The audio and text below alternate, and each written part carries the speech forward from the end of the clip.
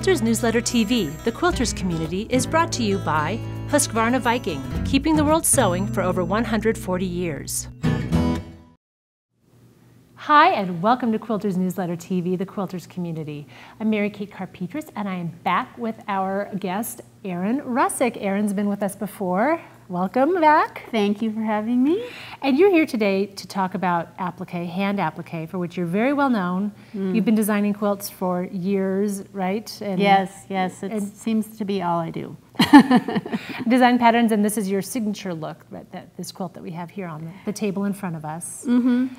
Very colorful, very bright, and again, all done by hand, turned edge by hand. Right. So yeah, I don't like to actually turn as I stitch. I like to prepare everything before I go. And when I say everything, I really mean everything. Okay. So these two quilts that I brought are small, and they are done exactly this way. So this is my quilt, Miss Hannah, and that was just a fun one that I did. And it's when I first really learned that you can actually make all your shapes, make all your stems, glue it all down, and then sew. And so that really saved a lot of time and saves a lot of stress. It saves, okay. Yeah, because you don't have to worry about fussing about getting things sewn and then putting other things on top of it. I just do the whole thing all at once. Okay. This is another quilt that I did for some videos, and it's called Fancy Flowers. And same way, I did everything. I made every shape. I pasted it down, and then I started stitching afterwards. So it's really actually quite easy, and it makes stitching really pleasant, and I find making all the shapes beforehand really pleasant too. Okay. So here is a sneak peek into my process a little bit. So these blocks, I'm gonna spread them out a little, are for a quilt I'm working on now, and I have like 5 of them here. None of these, I use embroidery for the stems on these because they're small. They're only 9-inch blocks. Okay. And so I thought embroidery made a nicer stem. But none of these have actually been stitched. They're all, I've starched and pressed all these shapes into place, into their size, and then I just glued them down. And so they're ready to stitch. So when I'm ready to stitch, I just get it out, I get the thread, and I start stitching. And I don't have to fuss with anything. I don't have to realign anything. I can just enjoy stitching it. And they don't pop off? No. What kind of glue do you use? I use Roxanne's glue based, and Okay. I really like it. I have some here, and I'm going to show you how I put things on in a few minutes. Okay, great. Yeah, so that's one of my favorite products. Because that would be my concern, is that things would pop off over time. But then, how long does it take you to finish a block like this, once you've got everything in position? You know, an hour or two. You know, I'm kind of fast. You are fast! I'm kind of fast. But this technique, it does make it a lot faster, trust me. Okay, so people who think they're not fast at stitching are. Okay. They just, because they're not having to fuss with aligning stuff up and turning things under, it does go a lot faster. Right. Okay, great. So that's a time saver, and everybody needs to know it. So and I have to tell you that I have some quilt blocks that I glued with Roxanne glue based years ago, and the things are still stuck. Interesting. So it doesn't degrade. And it's water soluble. Yes. It washes out if you need to wash it out. Right. Great. So if you don't like where you put your daisy, you can just pull it off and put it somewhere else, and when you wash your quilt, it will go away. Excellent. So for today's little episode, I'm going to show how this block is finished. I did it the same way. I made all my shapes, I glued them down, and I stitched them. And I'm going to demonstrate how I do my stitching, and I'm going to show a little bit how I do the gluing. Okay. So that's the finished block. And I'm going to need my glasses at this point because I'm needing those these days. But as you can see, none of these are sewn down, none of these leaves are sewn down, they're just glued. And I did actually stitch the stem down just because it's a little, I don't usually do that first, but for ease of showing you what's going on, that one is glued. But when I'm making one of those other blocks, I wouldn't even stitch the stem down before I put the flowers on. I just glue it all, stitch it all. And here I've pre-made my flower, so I've made all the shapes, I've glued them together, so it's kind of, you can see it. And then there's no stitching in that yet. There's not any stitching in that yet. And then to actually put it on the quilt, I'll line it up. Now, if I had if I was doing something really precise like those other blocks, I would put the pattern underneath.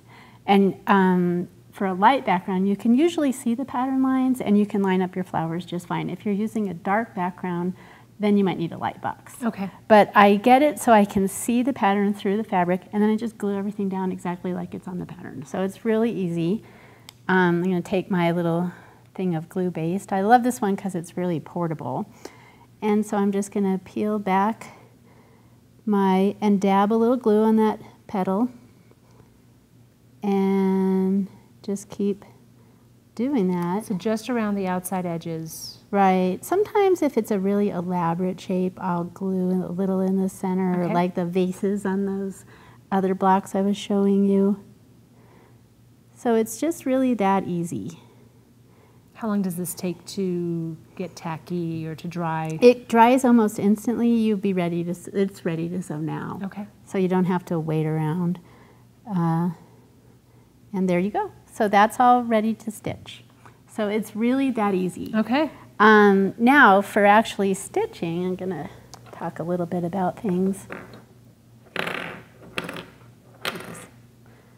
For stitching, I have a couple of things that I really like to do.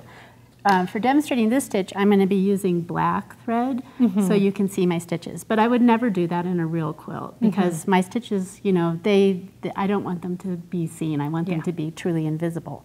So I try to match my thread to my applique pieces, not the background, to my pieces.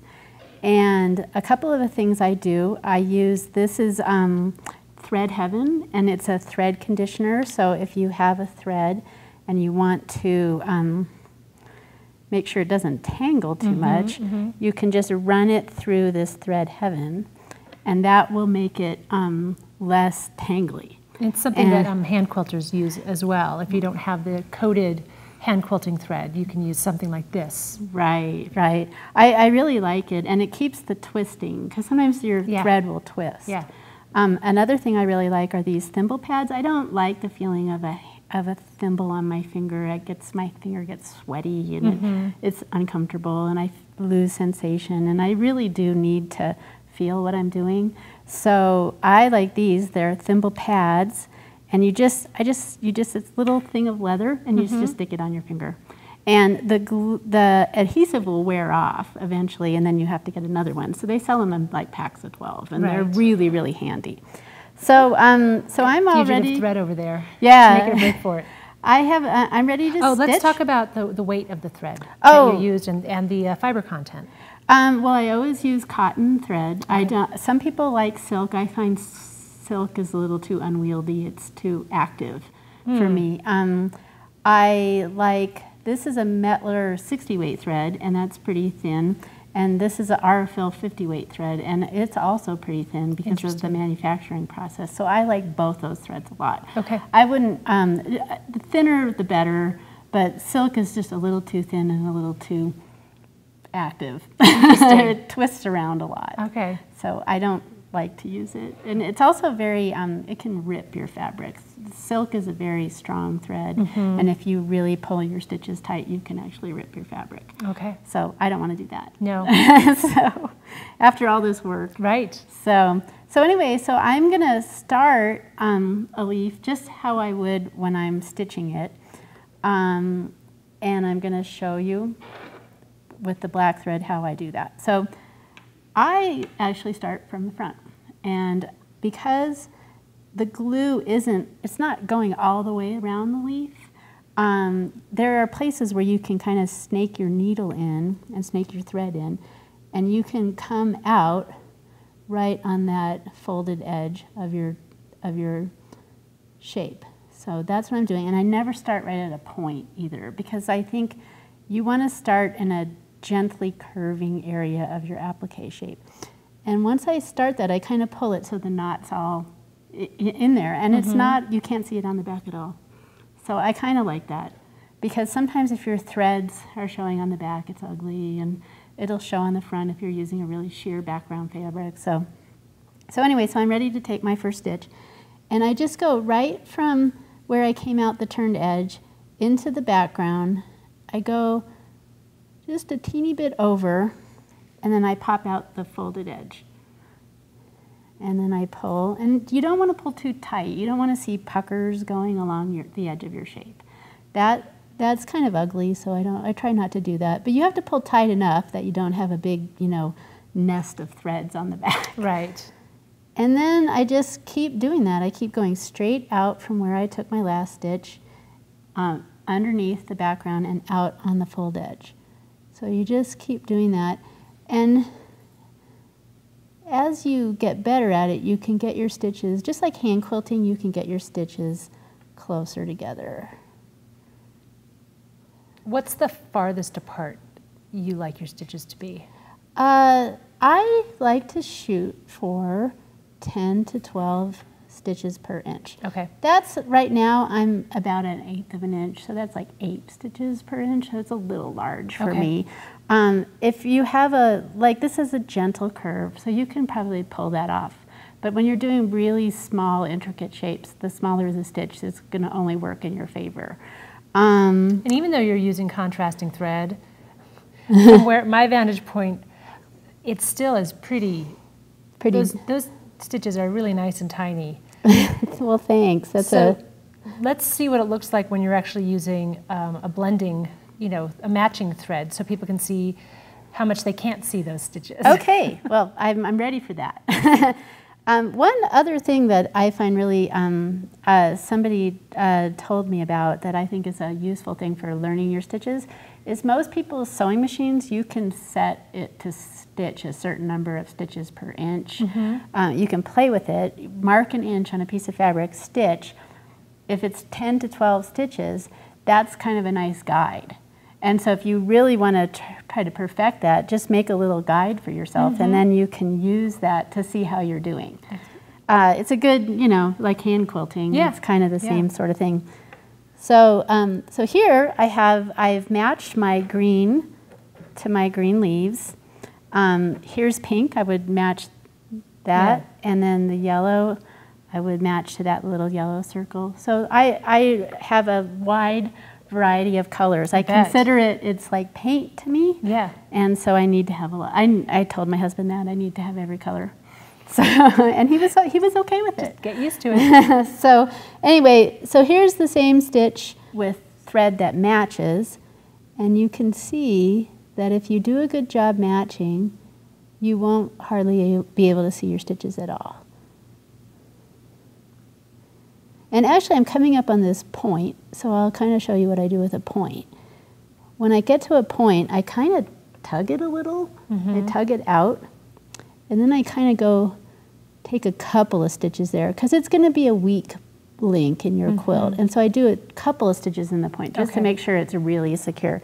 And then just like before, you just do it, just go right down the other edge.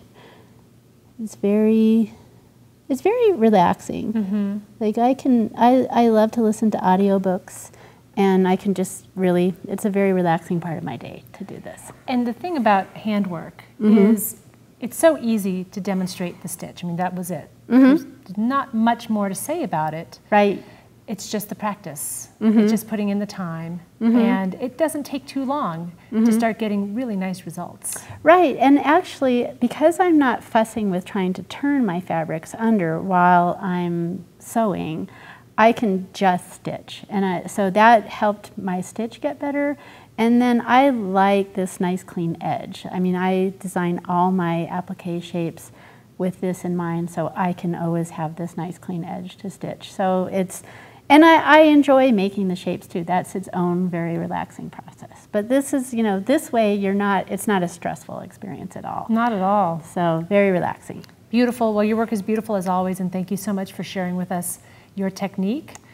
Again, it's something that's hard to see in photos, hard to see in a book, hard to see in a magazine. Yeah. You really need to see it in action. Right. So. When I was learning this, I took a class, and I kept having the teacher come and just watch me make the stitches so that I would know that I was doing it right. And I think it really is something that you need to actually see, but it's actually way easier than people think it is. I agree. I agree. Very much so.